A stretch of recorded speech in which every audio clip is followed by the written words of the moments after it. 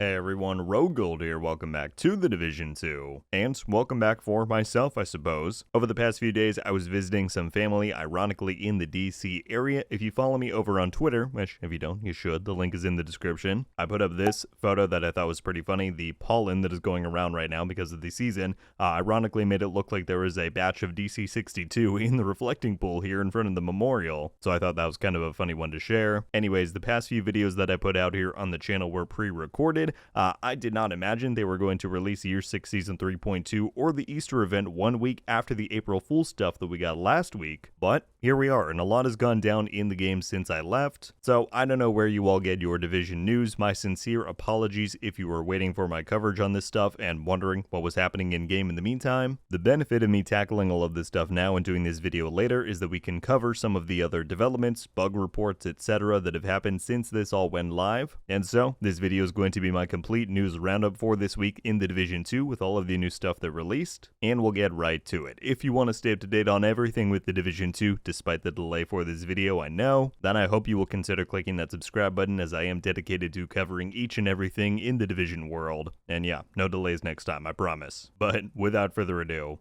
let's get to this. Alright, so the first thing to cover is that the Year 6 Season 3.2 patch dropped for the game this past Tuesday, April 8th. It came with a host of patch notes. I'm not going to cover every single one in this video, but here are some of the highlights. Alright, so a few notable changes on here that I wanted to point out. Firstly, they have actually updated the reward pool for the friend referral program.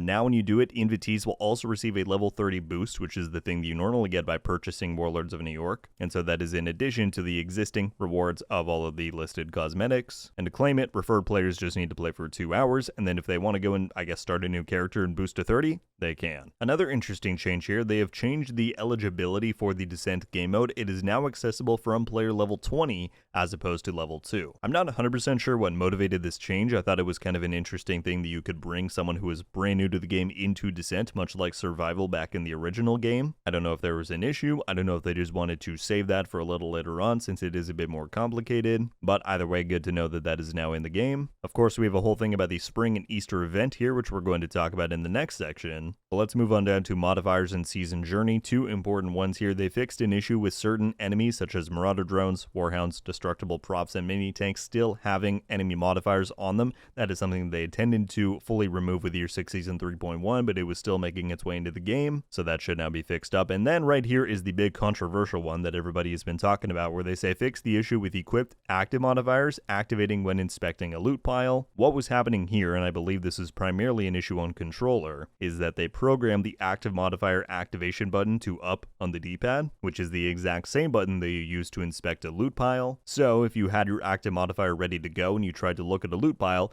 it would pop it when you probably weren't doing anything in the game, and then you'd have to wait for the entire cooldown. What they've done now, though, is switch that button to down on the D-pad. Unfortunately, players are running into the exact same issue where that is already a conflicting input. For instance, players use that to bring up the on-screen keyboard if they have that enabled in their settings. So this whole thing has just spiraled into a mess. If it's possible, I think it would be great for them to just make the activation for active modifiers much the same as your ultimate abilities in the Division 1, right, where you press the right and left bumpers at the same time. That is not currently an input that we use for anything else in the game. Hopefully they'll be able to come up with a more comprehensive fix next season. Those are the only major ones that I wanted to cover here, but again, as always, there's a whole list of patch notes. I will leave a link for these down in the description, so please feel free to check them out on your own. One other important thing that I wanted to add on to all of that for my conflict fans out there, certainly I'm one of them, as you all know, you may be aware that there was a bug introduced in Year 6 Season 3.1 that changed kill scoring in the mode. Basically, whereas you used to get kill credit for downing an agent once they were finished off, regardless of who did it, now it makes it so that finishing off an agent who was already down gives you the kill credit, regardless of what kind of participation you may have had in downing them to begin with. The devs did confirm in a recent reply over on Twitter that a fix is in the works for this issue, and so that is likely slated for Year 6 Season 3.3. Stay tuned.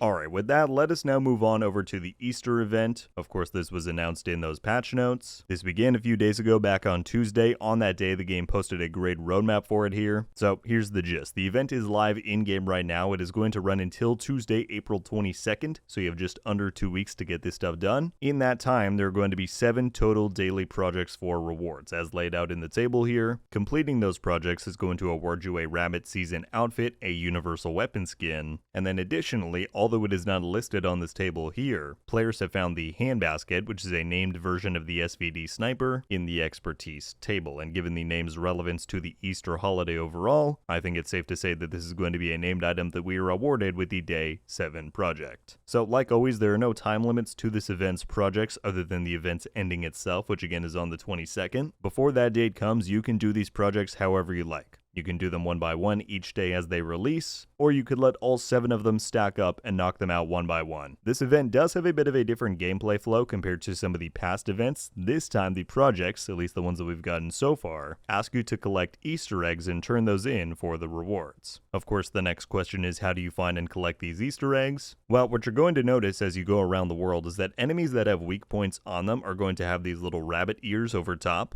and by destroying weak points on any enemy, that will then drop an egg on the ground. Very similar to how slain enemies might drop memento stacks if you're running that exotic. These eggs will just drop on the ground, and you gotta run over them to collect. So that leaves it pretty open-ended for how you might want to tackle this and collect those eggs. The internet's got about a bajillion different farms you could do for them. If you want to take it more naturally and just collect them as you go along, running the Demolisher Firefly is one great way, as that will target weak points specifically. I've seen a lot of people talking about going to the Space Museum mission and finding the mini tank in one of the first rooms. If you shoot out the treads and leave the engineer alive, he will go and repair them. You keep shooting them, get more and more eggs. Additionally, I know Jefferson Trade Center has a spot that always guarantees the spawn of a Black Tusk Heavy. You can go and shoot out the chain there and farm the eggs that way. Shout out to DJ Tickle for that one. That was like the first video that popped up in my recommended feedback on Tuesday. I'll leave a link for his video down in the description. So that is the overall gist with it. Now the benefit to doing this video a bit later on is that, shocker, there have been some bugs discovered. The big one that players are running into is that Easter eggs that you collect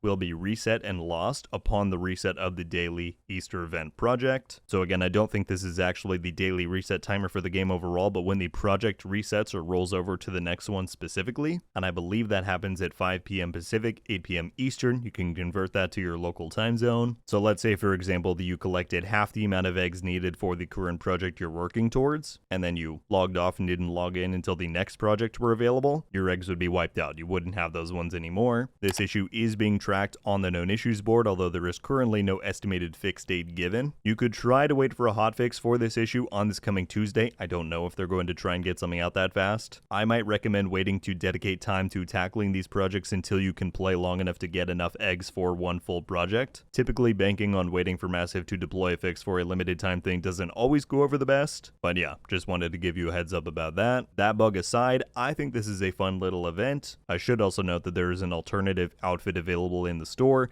kind of meshing the Easter theme with more tactical clothing. But yeah, in my opinion, overall, this is a much more engaging and memorable kind of event than something like the summer or mooncake ones from last year ever could be, right? Those objectives just had you going around and clearing single control points with no notable changes to them. This is very small scale, don't get me wrong, but it changes the enemies visually, ties in thematically. I like it. But that is just about going to do it for me today, everybody. Once again, my sincere apologies that this video came in a little bit late. I hope it was sufficient in recapping what has been going down in the Division 2 this week, and you can rest assured that I will never take a vacation again. Just kidding, but hopefully the game will not drop an entire patch and event while I'm gone next time. Jokes aside, any thoughts, questions, whatever else you might have after checking out this video, I would love to hear about it down in the comments below. And that is just about going to do it for me today, folks. I'm gonna go work on collecting my Easter eggs, so until the next one, RogueGold.